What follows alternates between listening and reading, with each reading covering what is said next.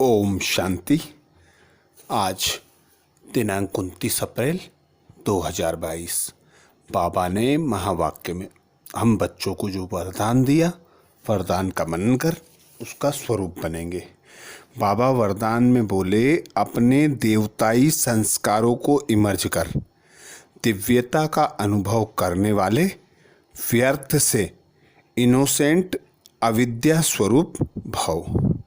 आज बाबा हम बच्चों को व्यर्थ मुक्त इनोसेंट अर्थात अविद्या स्वरूप भव का वरदान दे रहे हैं। वरदान में बाबा कह रहे हैं, अपने देवताई संस्कारों को इमर्ज कर दिव्यता का अनुभव करने वाले व्यर्थ से इनोसेंट अविद्या स्वरूप भव। डिटेल में बाबा बोले, जब आप बच्चे अपने सतयुगी राज्य में थे तो व्यर्थ व माया से इनोसेंट थे, इसलिए देवताओं को सेंट व महान आत्मा कहते हैं। तो अपने वही संस्कार इमर्ज कर व्यर्थ के अविद्या स्वरूप बनो। समय, श्वास, बोल, कर्म सब में व्यर्थ की अविद्या अर्थात इनोसेंट।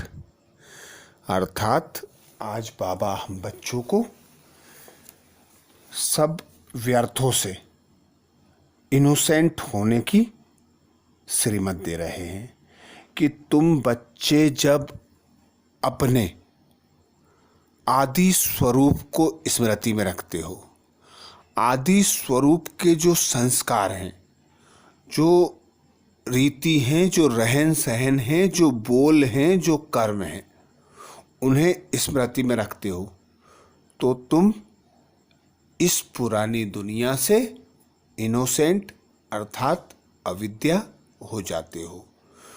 तुम बच्चों को श्वासों श्वास, हर बोल में, हर चाल चलन में, हर कर्म में देवताई स्वरूप को झलकाना चाहिए। अर्थात जो तुम बच्चों को बाबा ने बताया है कि आदि स्वरूप में तुम बच्चे कैसे होंगे, सतयुग में कैसे कर्म होंगे, कैसे बोल होंगे, कैसा रहन सहन होगा, तो बाबा उसके लिए सर्वप्रथम बताते, तुम आत्मिक स्वरूप में रहोगे। तो जितना जितना खुद को आत्मा अनुभव करेंगे, उस पिता परमात्मा की याद में रहेंगे, उस पिता परमात्मा की श्रीमत के अनुसार बोल कर्म रहन सहन रखेंगे, उतने हम इस पुरानी दुनिया से, इस पुराने दुनिया के संस्कारों से, व्यर्थ बोलों से, व्यर्थ संस्कारों से अविद्या स्वरूप बन जाएंगे। आगे बाबा बोले, जब व्यर्थ की अविद्या होगी तब दिव्यता स्वतः और सहज अनुभव होगी। इसलिए यह नहीं सोचो कि पुरुषार्थ तो कर रहे हैं, लेकिन पुरुष बन इस रथ द्वारा कार्य कराओ, एक बार की गलती दोबारा रिपीट ना हो। अर्थात बाबा हम बच्चों को पुरुष स्वराज्य अधिकारी बनकर, आत्मा बनकर इन कर्मेंद्रियों से कर्म कराने की श्रीमत दे रहे हैं कि तुम बच्चे भल पुरुषार्थ कर रहे हो, पर पुरुषार्थ का जो बीज रूप है वह है बाप समान बीज रूप स्थिति। अर्थात खुद को आत्मा अनुभव कर इस देह द्वारा अर्थात इस रथ के रथी बनकर अपनी पिता परमात्मा की श्रीमत के अनुसार इस रथ द्वारा कर्म कराना, कोई भी गलती को ना दोहराना, पिता की श्रीमत अनुसार खुद को उस आदि स्वरूप की सीट पर सेट रख, संकल्प बोल कर्म करना। क्योंकि बाबा सदा श्रीमत देते कि अंत समय में संकल्पों के तूफान आएंगे, माया के 5 विकारों के विकराल रूप सामने आएंगे। तो ऐसे समय पर तुम बच्चों को खुद को आत्मिक स्वरूप में स्थित करना, उस पिता परमात्मा की याद में रहना और इस पुरानी दुनिया के देह से, देह के संबंध से, पुराने संस्कारों से खुद को उपराम रखना कठिन होगा। जिसके लिए बाबा अभ्यास बताते, सदा इस रथ के रथी बनकर कर्म करो। अपने 5 स्वरूपों के अभ्यास को बार बार दोहराओ। अपने आत्मिक स्वरूप में स्थित होकर कर्म करो, बोल बोलो, उस पिता परमात्मा की याद में रहकर हर संकल्प करो।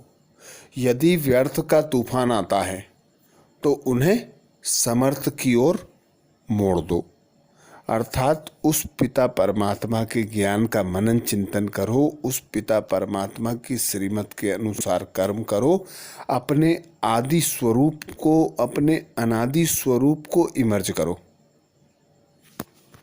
स्लोगन में बाबा बोले, रूहानी गुलाब वह है जो कांटों के बीच में रहते भी न्यारे और प्यारे रहते हैं। रूहानी गुलाब वह है जो कांटों के बीच में रहते भी न्यारे और प्यारे रहते हैं।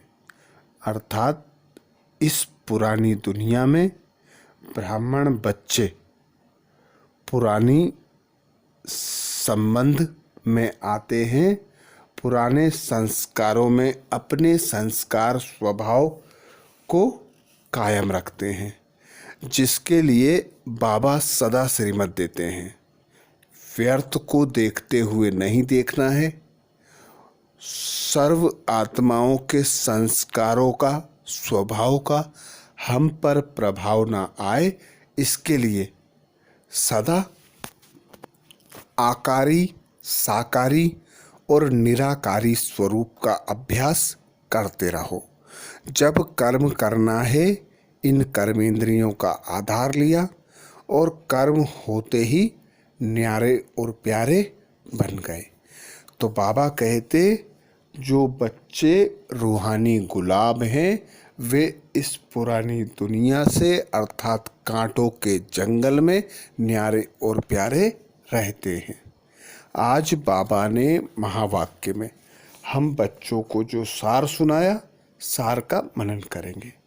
बाबा बोले, मीठे बच्चे, कुछ भी सहन करना पड़े लेकिन इस अंतिम जन्म में पवित्र जरूर बनना है।